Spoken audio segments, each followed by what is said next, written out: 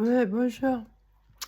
En fait, mon cas à moi, là, vous voyez, bon, dans mon diagnostic, ils mettent que je suis parano. Mais alors, ce qui se fait, c'est que dans l'autisme, il y a de la paranoïa, ça peut arriver. Et je dirais même que ça peut être un mal pour un bien. En fait, voilà, il y a de la méfiance, vous voyez? C'est une bonne paranoïa. Ouais, je pense qu'il y a des fois, parce qu'il y a parano et parano. Ah, alors, et puis, vous savez, justement, ça m'a poussé à beaucoup de discernement. Et le discernement, c'est vraiment sain, ça. C'est bien de remettre en question des choses, de douter. Alors, par contre, moi, ça se confirme, là, parce que au niveau des docteurs, par exemple, je vois bien que il y a quelque chose qui coince. Et oui, hier encore, j'avais un rendez-vous. Alors, les deux derniers rendez-vous que j'ai eus avec des docteurs. Donc, alors, ici, une dame qui a été louche, quoi. Bah, ils sont illogiques, vous voyez. Donc, je le vois, je me dis, mais pourquoi je repense à ce qu'ils m'ont dit, leur attitude, je vois leur attitude, leur comportement, s'ils sont agressifs ou quoi. Et ils ont tendance, ces derniers temps, les 2 derniers que j'ai vus, là, ils étaient plutôt tendance agressifs. Alors celui d'hier, je l'ai pas vu, c'était sur Doctolib. Alors il fait pas de téléconsultation qu'il m'a dit. Et puis, alors moi j'ai appelé et juste un petit peu avant l'heure exacte. Et ah bah, il était d'une agressivité incroyable. Ah, incroyable. Et il voulait me prendre la tête. Alors, oui, je lui ai dit, ah, mais il s'énervait tout seul. Ah, ben là, moi, je me suis pas du tout énervée, là. Ah non, pas du tout. Et alors, voilà, donc là, effectivement, j'ai, alors, ce que j'ai remarqué, voilà, ce que je veux dire, là, c'est que j'ai rencontré, en fait, les gens comme moi, qui ont des maladies génétiques bizarres et chiantes, là, ils sont mal vus des médecins. Et les médecins n'en veulent pas. Alors, ah non, bah, même hier, il avait l'air... voilà. Mais même avant que je lui explique ce que j'ai et pourquoi je voulais un rendez-vous et tout, bah finalement, bah à la limite, d'après ce qu'il m'a dit, ça sert à rien que j'aille voir le dermatologue, hein. Bah oui, je vois pas ce qu'il va faire de plus, dermatologue. Ouais, et d'après ce qu'il m'a dit, non, non, faut que je me rende vraiment. C'est. Ouais. Et vu qu'ici, vu que je suis grillée ici, oui. Ah ben, déjà, le guet-apens qu'on m'a fait là, avec la psychiatre, c'était un guet-apens, vous voyez. Même la taxi savait qu'elle me ramènerait pas. Ah oui, il y avait un complot là pour qu'il me garde. Ah, je suis tombée dans un piège à rat, quoi. Ah, bah ça a été terrorisant. Moi, j'ai mis beaucoup de temps à m'en remettre, hein, beaucoup de temps. Je pense que, effectivement, des gens pas avertis, qui, qui, qui, qui n'ont pas cette force spirituelle, là, ils peuvent lâcher prise mentalement, oui. Ils peuvent devenir fous. Et d'ailleurs, à Loudun, là, il y a un des employés, là, je l'ai entendu par la fenêtre parce que je m'énervais un peu pour installer la caméra. Et c'est ce jour-là où mes téléphones se sont retrouvés bloqués, ils disaient, elle va devenir folle. Donc, et c'était eux qui me pirataient, en fait. Alors, ouais, non, mais alors c'est leur, ouais. Ils veulent vous pousser à bout, vous mettre mal, ils vous font des guet-apens. Moi, j'ai pas, finalement, j'ai pas trop envie d'aller à ce rendez-vous chez le dermatologue, hein. Non, non, après tout, là, je me tâte encore, quoi. Je réfléchis, quoi. Parce que là, J'ai plus confiance dans les docteurs, là. Ah, effectivement, j'ai plutôt envie d'avoir affaire à quelqu'un de très spécialisé dans ce domaine-là. Parce que sans déconner, là, ce que j'ai, là, comme maladie, oui. Ah bah, elle est là, c'est sûr, j'invente rien. Moi, je vois bien ce qui sort. Alors, ouais, sur une autre vidéo, là, ça me démange de toucher au bouton, en fait. C'est pas que ça me gratte. Alors, j'ai une hyposensibilité. Non, ça me démange pas, en fait. C'est, bah, j'ai l'impression que à la fin, vous sentez plus, ça modifie l'essence. Alors, oui, ça me démange de les toucher, de vider ce qu'il y a. C'est nerveux, en fait. Vous avez envie de percer les boutons, d'enlever ce qu'il y a, espèce de points noirs dégueulasses, ouais, qui sont pas des points noirs, en fait. Euh, alors, euh, une fois dans mon dos, une fois dans mon dos, justement, le point noir, il était sec, là, et il sortait comme un fil. Ah, il sortait comme un fil, je sentais un truc dans mon dos qui sortait, et j'ai tiré dessus. Alors, ça s'est infecté au bout d'un moment. Alors, ça s'est infecté. J'ai arraché ce qui dépassait de mon dos, là, l'espèce de fil. Ça me faisait mal. Alors, alors en acupuncture, vous voyez, vous avez des points sensibles comme ça qui peut. Alors, effectivement, le corps, un point peut être lié à un autre point. Et quand j'ai tiré sur ce truc qui est dépassé, là, cette espèce de fil là, ça s'est infecté donc après et ça saignait beaucoup. Et en fait, j'avais l'impression que c'était relié à mon cœur. Voilà. Euh, je sentais. C'est comme aussi, ça m'est déjà arrivé d'avoir un point de sensibilité à un endroit et que ce soit relié à mes pieds. Et quand simultanément, je sens quelque chose à un autre endroit de mon corps. Ah oui, c'est. Mais en fait, l'acupuncture, là, j'en ai déjà fait. Et c'était justement pour calmer une douleur. Et en fait, c'était un nerf, en fait, qui était coincé, là, au niveau du dos. Et je suis restée. Bah, c'est justement en 2015, tout s'est déclenché, là. Bah, alors, j'ai eu une nerf cubital coincé dans le coude. Je me suis endormie une fois à cette année-là avec un truc pour caler la tête en voiture et je me suis endormie allongée avec. Ce qui fait que mon cou il s'est retrouvé tordu là. Bah, ça m'a valu 4 ans de douleur dans le dos. En fait, quoi, c'était un nerf coincé, quoi. Alors, j'ai tendance à me coincer des nerfs, mais alors, moi, je pense que c'est dû à l'hyperlaxité, là. Les nerfs, ils doivent avoir une tendance à être hyperlaxes et ils peuvent se coincer entre les os. Par contre, dans mon diagnostic Ehlers-Danlos, alors il parle des entorses, tout ça. Si, j'en ai déjà fait au niveau des doigts, là, mais ça se remet tout seul. Sauf une, là, elle s'est jamais remise, en fait. Mais avec cette maladie systémique, là, ça a tendance à me faire mal des fois parce qu'il y a une calcification. Voilà. Alors, je pense à mon père, là, parce que lui, oui, il avait vraiment ce que j'ai, il me l'a refilé, quoi. Le pauvre. Il me l'a refilé. Et lui, il avait une spondylarthrite ankylosante. Et en fait, il avait une calcification dans le dos.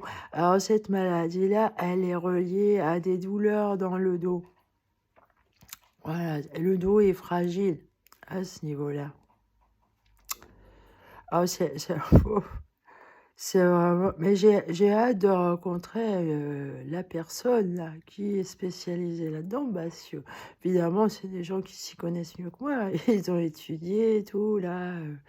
C'est des docteurs quand même. Les docteurs, quand même, ils font des longues études, hein. Alors, s'ils sont spécialisés dans quelque chose, je pense qu'ils sont loin d'être idiots, normalement. Après. Moi, je pense que la pure intelligence, là, c'est pas... Alors, on peut être bête et avoir beaucoup de mémoire. Moi, j'ai remarqué les idiots, là, haut placés, là. Alors, oui, la mémoire n'a rien à voir. Alors, on peut avoir une très grosse mémoire. Alors, en fait, ils sont pas spécialement intelligents parce que c'est pas des chercheurs.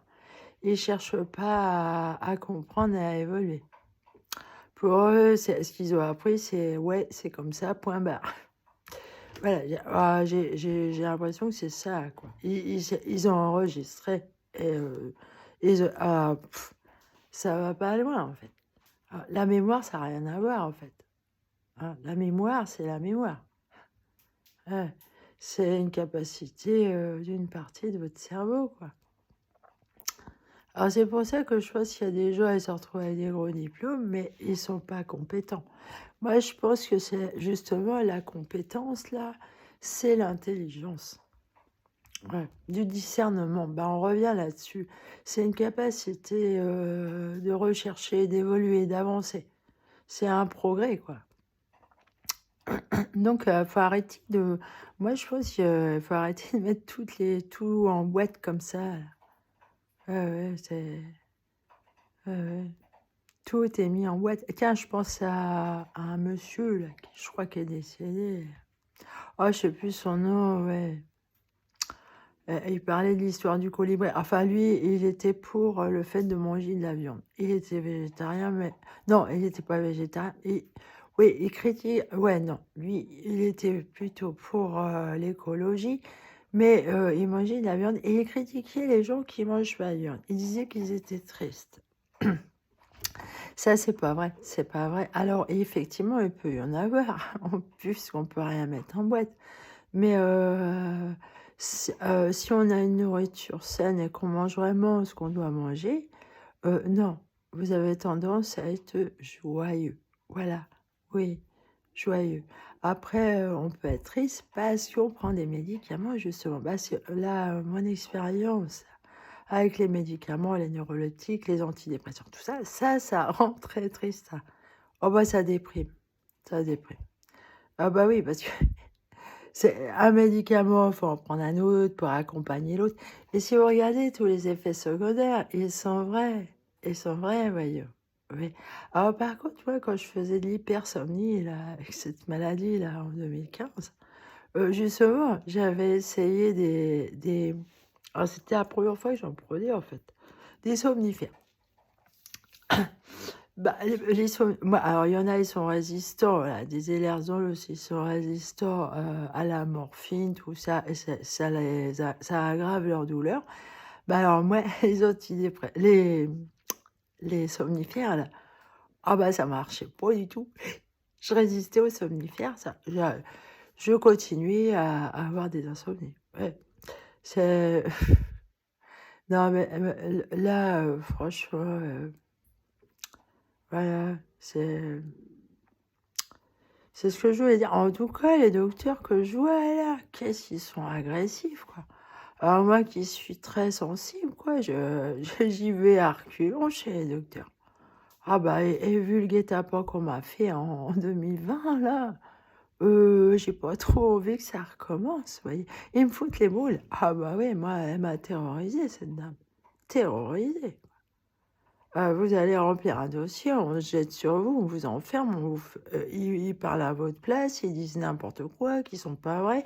Je peux pas récupérer le dossier, j'entends des choses qui sont rapportées qui sont pas vraies. Je me dis, elle me porte préjudice, je me demande ce que les docteurs voient sur leur dossier, là, l'envers du décor. Ça, c'est dégueulasse que les médecins gardent des secrets pour eux. Hein, et qu'ils ne le disent pas à la personne concernée, parce que moi j'ai découvert des choses qui ont été dites là, je le savais pas. Alors je me dis quoi, cette personne-là, elle parle comme ça de moi, elle écrit comme ça. Alors ils jouent la comédie. En fait, ils s'y connaissent dans le comportement humain. Ils vous jouent de la comédie. Et puis par derrière, alors si vous réclamez les dossiers là, vous voyez bien si le médecin a de la chaleur humaine pour vous et de l'empathie là. Mais là, moi dans mes dossiers, je trouve que c'est froid glacial quoi. Il n'y a pas de chaleur humaine. Ah non, non. en psychiatrie. Ah bah, justement, les nazis, ils doivent être très infiltrés chez les psychiatres, les docteurs et tout, parce que ils sont pour l'eugénisme. Alors donc, ils sont bien placés pour contrôler la population et les choses, à sélectionner comme ils veulent. Ben oui, les nazis, là, bah, je pense à l'autre anesthésiste, c'est un facho, lui. Ah bah, c'est clair.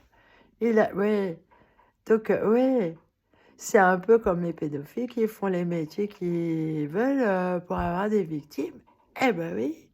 Bah alors, ils sont pour l'eugénisme, oui, mais c'est grave. Et ils se prennent pour des lumières, en plus. Ils sont hyper orgueilleux, ils se croient mieux que les autres, alors qu'ils sont bêtes. Hein, bah, le pervers, oui, il est bête. Il est très bête.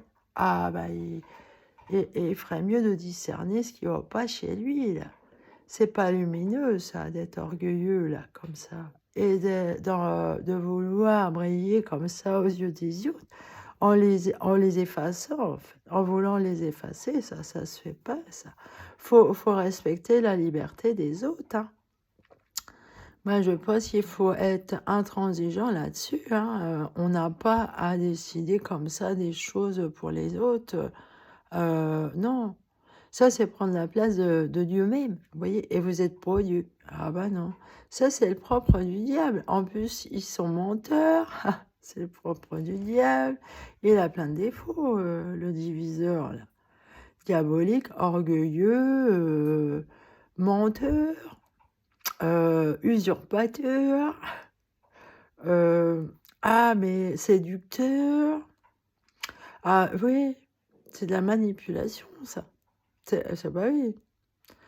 Moi, en fait, mon parcours spirituel, parce que moi, je suis très attachée à ma foi, quoi, à dur comme fer. Je suis très, très, alors moi, j'ai su garder des secrets dans ma vie.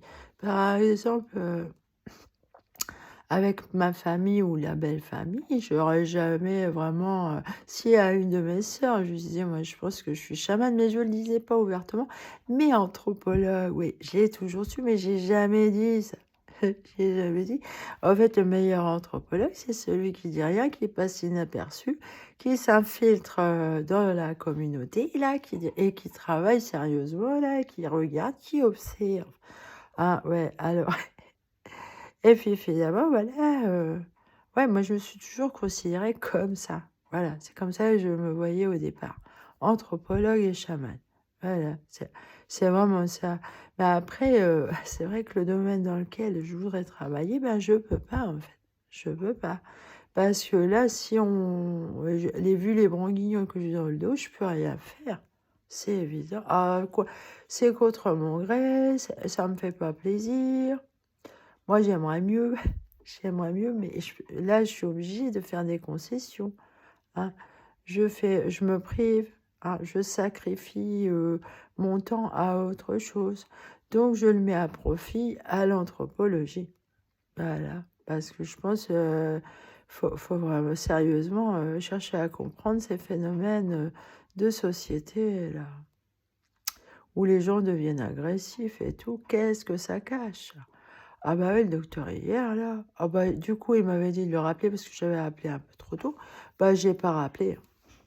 Non, non, et il m'a fait mal. À moi, les gens qui sont malades comme ça, ils ont besoin d'une chaleur humaine, d'un accompagnement quand même très doux. Moi, il me faut ça.